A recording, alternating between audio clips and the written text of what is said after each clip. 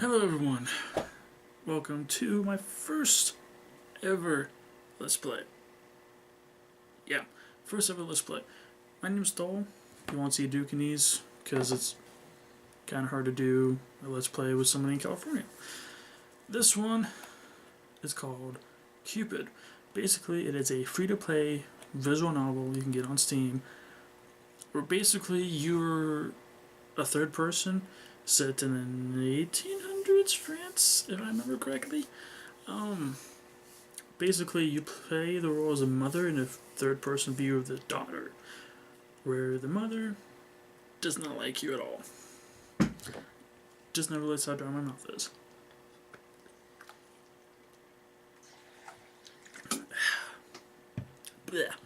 Alright, shall we begin?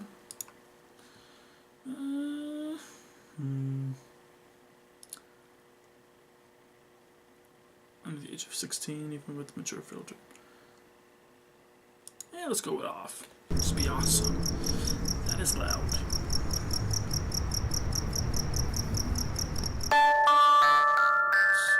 Let's change the options real quick.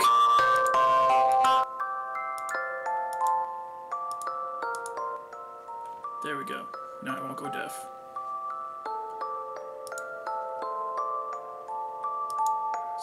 Let's start, show. I love you. Hard to click. I love you. I love you. I love you. There's no need to explain. It's only natural. A mother loves her daughter more than anything else in the world. He hates you, doesn't he? A whole lot of them despise you, don't they? Chasing you into the forest, gouging the hole into your leg. Ugh. All because you smiled at their husbands. You know what? You deserve it. You freak. This is turning out really well. You disgusting, horrible, filthy little girl. Didn't I tell you to stay away from them? No. You never listen. Of course not. Serves you right for being the little slut you are. Ow. This went south fast. But you don't have to worry, my darling. It's alright. Even if the whole world wishes you dead, I promise you this. Your mother will always be by your side. Same person who just called me a slut? I don't know if I want that. My goodness, child, whatever has happened to you? Ooh, wow. Girl was slumped in the doorway, soaked by the rain. Her legs were covered in dirt and blood. She lifted her head up upon hearing the priest's voice and stared at him with blank eyes. Bless me, Father, for I have sinned. She hobbled forwards, her bloody leg giving way. Automatically, the priest rushed forward to steady her. Years of spiritual training had prepared him for the most unexpected guest to his church. He sprung into action. He ushered her to a pew, brought out some clean cloth and an antiseptic, and began to bandage the wound on her leg. Yet, throughout all this, he found that he couldn't take his eyes off of her. Naughty, naughty.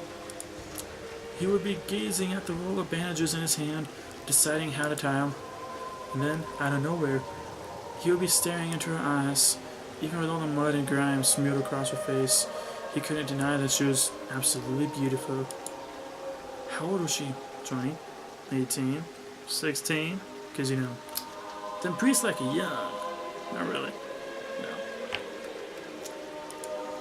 Her face was so young. The priest had long since aged past his desire for the opposite sex, but somehow, something about her enraptured him.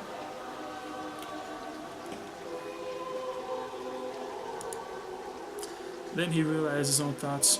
He quickly steered his mind towards other matters. Good priest. My child, what had happened to you? She seemed to take all the time in the world before responding. He looked at me. Looked? He looked at me, and he touched me. And then he started to kiss me. At first, First, the priest didn't understand. Then he realized with a jolt of anger what she meant. It was happening more and more often nowadays. The young men in France these days were spirited, uncontrollable ruffians. A lady walking home by herself one night would be prey to a few number of them. Lust. One of the 7 deadly sins. The one that the priest personally despised the most. Furrowing his brow in sorrow, the priest laid a hand on her thigh. You're safe now, child. God's house is a sanctuary for the faithful. How can you protect me? He looked at her in confusion. You see, Father, I have sinned again. Right there among the pews before the altar of God, she bowed her head. I'm sorry. She was apologizing to him, or to someone else. Her hair hid her face and her eyes, and the priest could make neither head nor tail of her. He suddenly realized that his hand was still on her thigh, and he hurriedly drew it away. Good on you, priest. I'm sorry. She repeated this phrase over and over. After a while, the priest got up. Don't fret, child. You are not to blame. Why am I doing a southern accent instead of French?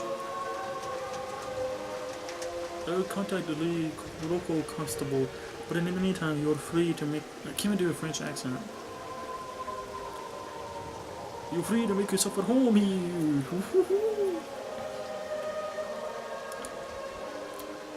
I will fetch you a drink. He patted her hand and left to go to the back room. She remained seated on the pew, her head bent forward. As the priest's footsteps faded away, the entire church fell into silence.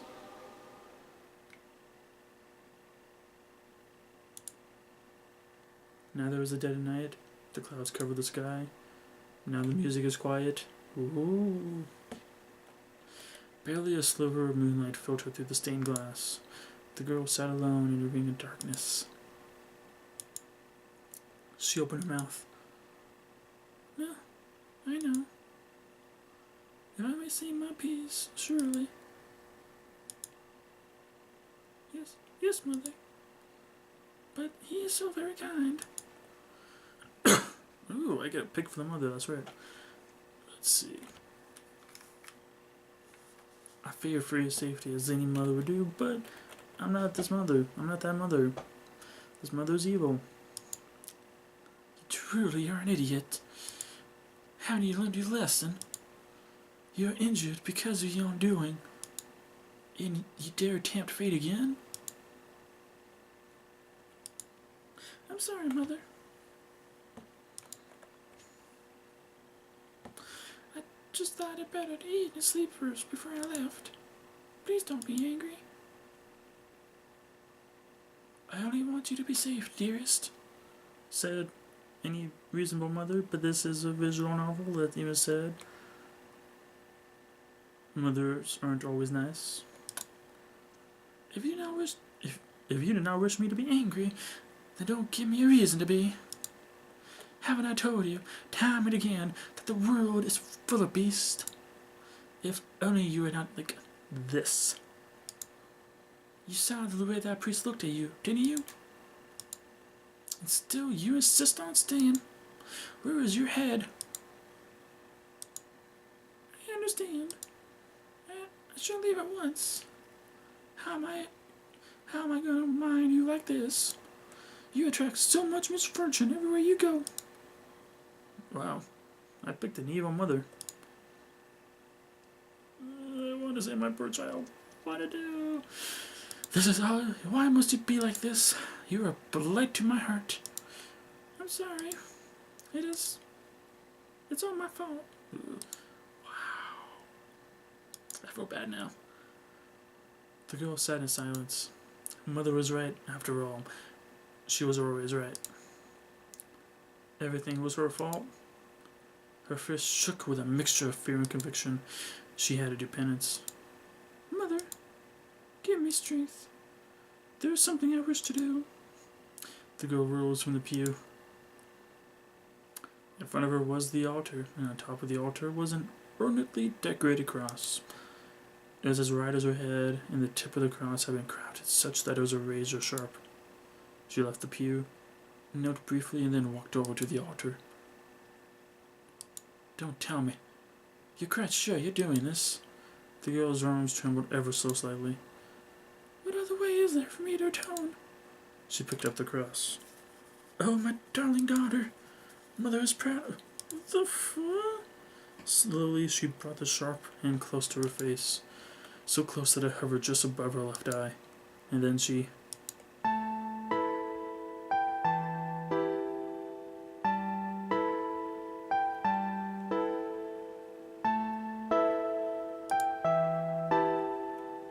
That was only the...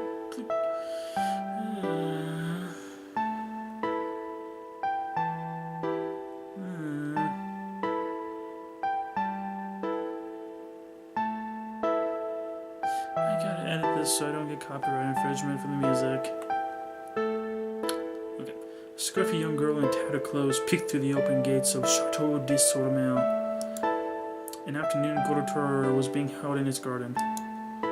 People from high-class estates strolled around the manicured gardens while chatting loudly with one another. There were beautiful ladies clad in silk and velvet, their necks adorned with pearls and jewels. A variety of foods was displayed on the tables. The girl stared at the food. She hadn't eaten properly for the past few days.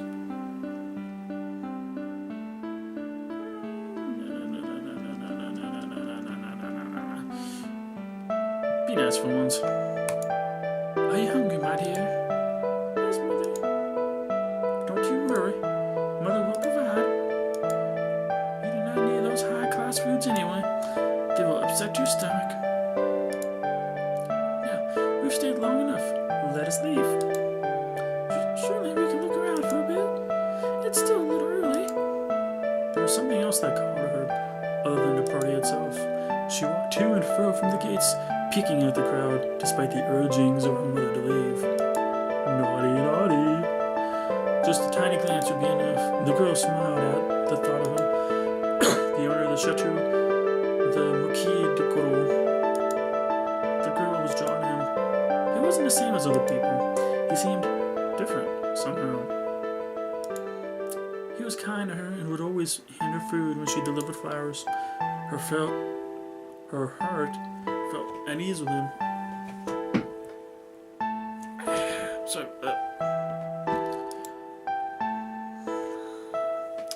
he is the same as everyone. I do not care for him.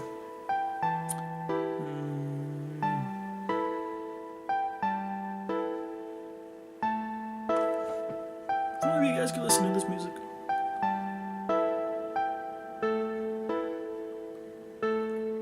Okay. I do not care for him, but I wish you would stop ogling some man like a common whore. Whoa. I just wanted to see him, Mother. What for? What good does his presence do you? He makes me feel that there are still good people in the world, Mother.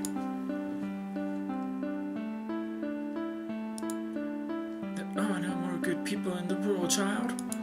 The world has run out of them. All that is left are manipulative souls who appear kind on the outside because they need other people to survive. Ultimately, they only care for themselves. Don't you think I'm a good person, Mother? Should I keep doing the evil route? I'm gonna keep going evil. Humans are intrinsically selfish, including you. Why do you think I take great pains to keep you out of trouble? It's because you are like this little monster. I'm sorry, Mother. If I ever caused you any pain, please forgive me. The girl stared at her shoes and looked around for a bit, hoping for just a glance before she left. And there it was. There was no harm in looking, she reasoned. She would never enter the Marquis' world. Let her heart be filled with hope. He turned his eyes in her direction. Did he smile at her? The girl's heart stopped. Did he recognize her? She beamed. My, is this creature deaf as well as dumb? It might be, poor thing. Oh, mademoiselle. A voice called to the rose girl. She gasped. I can't do that many female voices, so I'm copying a lot of noises. As he met somebody else had noticed her presence. She turned to leave. No, my dear. Poor little creature, don't run away. Charlotte, she stinks. Don't touch her. Came to crash the party, little urchin. You hungry? Her stomach gave a little grumble. She was always hungry, it seemed, no matter how much or how little she ate. Well, of course, if she ate little, she'd be hungry. She was only a teenager, so of course, not how much. Encouraged by the kindness that the Marquis had shown her, the girl approached the women. She teed her towards the table. What are you selling? Look at this pearl creature. You see the noses? These are ugly ones. But none as appealing as those rags she is. Appalling, sorry. But none as appalling as those rags she is covering herself in. Are you trying your best to be this repulsive? Now, don't be mean, Antoinette. Perhaps it's the commoner fashion nowadays. They laughed, all gawking at her and her wares. Oh my, she only has one eye. Ghastly, but I can't look away. The other lady nodded her head. Like a sideshow attraction, you mean? The freaks are the kind of us. I cannot talk that loud. She's dawdling in her own dirty, monstrous way. Maybe we can keep it. Hello, do you want some bread, urchin? Well, speak up. She reminds me of Petunia from Dursley's. From Harry Potter. Not the Dursleys, but yeah. You know what I mean. Maybe her tongue is short. Add that to the list of her sterling qualities. Quiet, Antoinette. Come on, don't be shy. Do you want some food? Let us hear you speak. Yes, madame. What? Yes, madame. It would be good food. One of the ladies clapped in mockery at her reply. Oh, she talks! The ladies handed her the bread, but it was snatched away just before her fingers grazed it. Aha! Not before you dance for us first. Oh, make her do a handstand. I've seen one of those street people do that. Quite marvelous. I kind of lost her voice originally because I'd like to see that. This party is getting quite boring. Come on, a little bit. Dance for your food. I know what that means. I don't know what that means.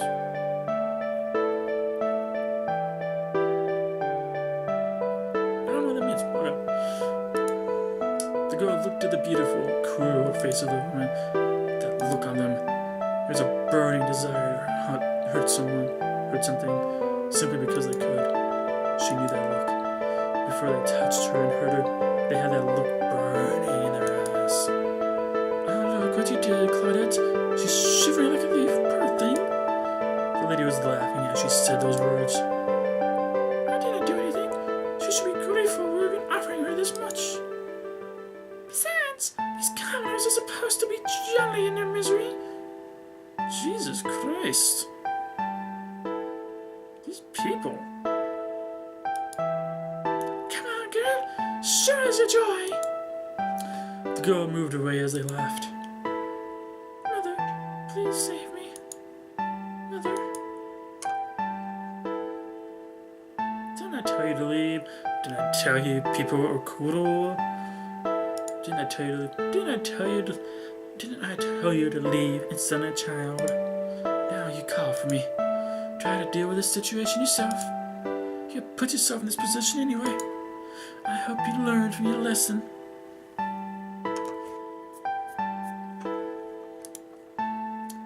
Hey there. Oh, it's a child. Little girl.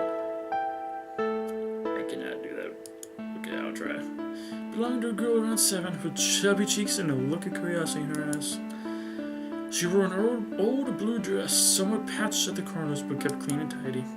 She was not rich, but she had an air as if she owned the ground she stood on. Another commoner. This party is absolutely teeming with them. The Marquis loves these things, or he picks them randomly from the streets. Maybe I should get one too.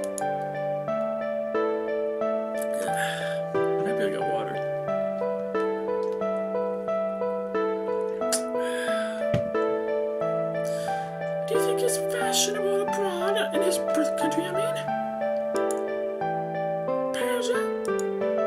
No. I heard he was from India. I heard a rumor he is a bastard son of a queen. Goodness, that is so far-fetched. I can barely pronounce his name, though.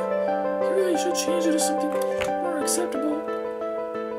He invited to his party, and you had to give him crap about his name that you cannot have the decency to pronounce, or try to pronounce, or learn how to pronounce. Okay. Who knows what kind of demons he might attract with such a blasphemous name?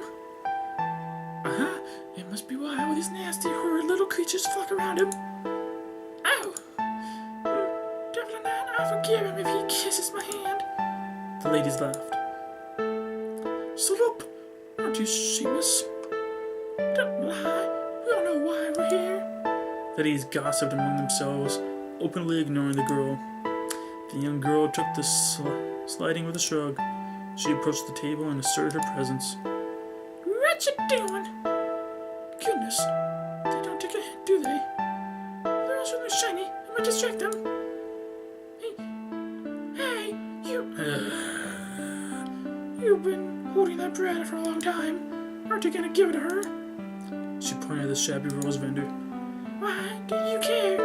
Do you want the bread for yourself? I bet she's hungry too. I know. Maybe you should toss the bread and see if they'll fight for it. The ladies laughed to themselves. The girl stared at them with confusion, her brows furrowed in a childlike understanding. Next thing everyone knew, she had swept the bread from the woman's hand. Oh my! How rude! Horrible filthy girl, I won't give that back!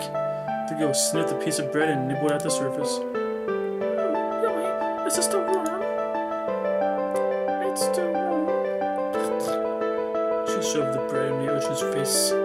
The scrumptious scent of the bread flooded the rose girl's nose. Look it! This sugared butter tastes so good. Now, you devil child, give that back. The urchin licked it. Her tongue was coated in sweetness. She stood there, squeezing the taste in her tongue. The girl grinned at her, and she couldn't help but grin back. Sorry, it's yours. Ugh, disgusting! Looks like we're going to eat anything that's been in your filthy mouths. Wow. So this is ours now? You ladies are so nice. Cheeky little brats. I'll have you thrown out of this party. I'll have you... Oh, there's the marquis, apparently. A young man strode to the commotion. A sweet scent lingered as he passed. The rose girl felt her mouth well up. His presence filled her body, almost as if her hunger was abated. She blushed furiously. What a strange effect he had.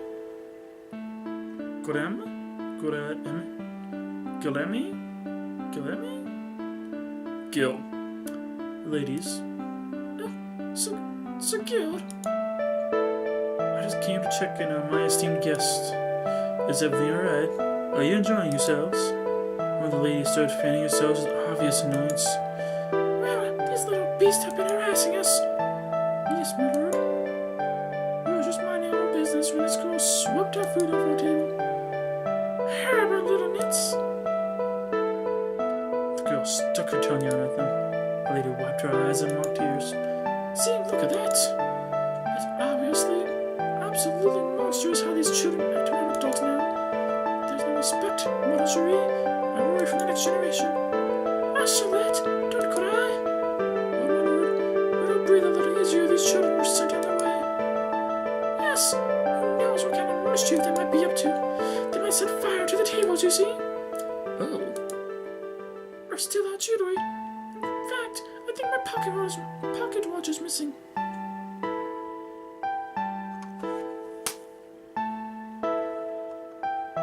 If only. No, how unfortunate. One of the ladies continued her childish wailing. It is, mon chéri. It's unfortunate how you allow your impertinent guests to be treated this way. Please deal with these vermins. Throw them out now. Oh, my sweet ladies, I am stricken with grief at your misfortunes. Allow me to offer my heartfelt apologies. Unfortunately, this child is my important guest today, and you are, sad to say, paltry squatters. Excuse me? Madame Charlotte of Montpellier? I don't remember sending you an invite. Same for you, Lady Antoinette of Lanes and Lady Claudette of Lyon. Whoa. Most people I invited are huge patrons of music. Patrons. That is why they're here today. They came to listen to Mademoiselle Catherine Louise Parade. She is the 7-year-old girl piano prodigy who played for the Queen last summer. The man pointed at the girl busy chewing her half of the bread. The rose girl just stared at the unfolding situation. That's... I'm sure you're aware of that, were you not?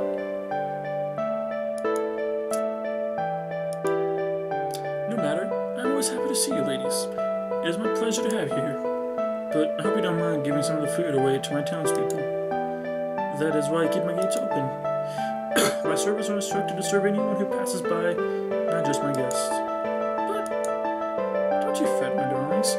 There's plenty more to be served. The ladies blushed in embarrassment. One of them began to fan herself even faster. Excuse me. The Marquis walked up to the two girls. The rose girl's heart beat so fast and made her head feel light and dizzy. She had never been this close to him. It made her feel a mixture of fear and elation. Lady Catherine, your father has been looking for you. It is almost time for your performance. The girl looked up at the Marquis and did a little curtsy. My apologies, sire. I didn't mean to cause a clatter. Gil chuckled. I saw the her thing, Marshally. You put these ladies in their place. I would be meaner. Gil narrowed his eyes at the quiet girl. She hid behind her basket of roses. She couldn't look at him directly. He was like the sun. It hurt just to be in his presence. Yet there was relief in her heart as he stepped closer to her. I've seen you before, haven't I? The rose girl nodded and made a curtsy. I deliver roses to your house sometimes, sir. Yes, the girl with the sweetest face. The rose girl blushed. You can see it. She's blushing. Okay, I love your roses, by the way. They stay fresh longer than they should. You've tended them with love. Thank you, sire. Do you have a name, young lady? What's the matter? It's alright, young lady, if you would rather. Let's call her Rosa. Rosa, it fits her. I think she forgot her name, or she lost it. The Marquis voted wisely. A valid point. You're right with that, Rosa. Ooh. Yes. Come on, Rosa, you'll watch me play, right? Her eyes darted from the girl to the Marquis. Oh, Sir Gilly doesn't mind. Gilly? He's really nice to me and my family. And he helps the people around town, too. He won't throw you out. The Marquis held his right hand in the air as if swearing an oath.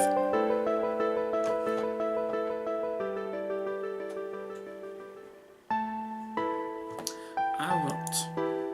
See, come on, you're invited now. You're my special guest. There's plenty of food inside too, Rosa. Please help yourself. Thank you, sir. Rosa's coming, yay! Now, this is my first public performance, Rosa. I'm a bit nervous. Catherine scratched her head.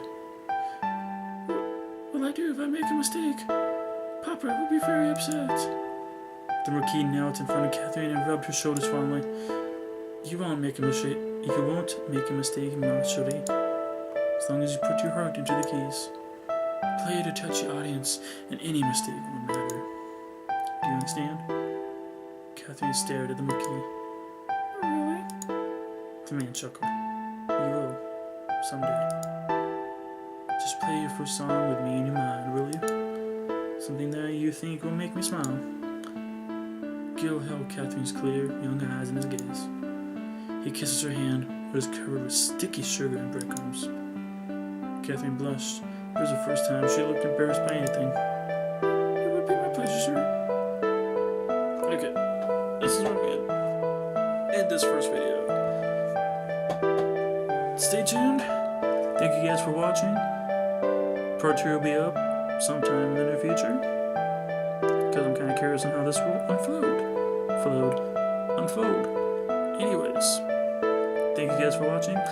If you like this, please like this and subscribe, or share, or anything. Check out the description below for more information about the channel, including Patreon, Twitter, phone book,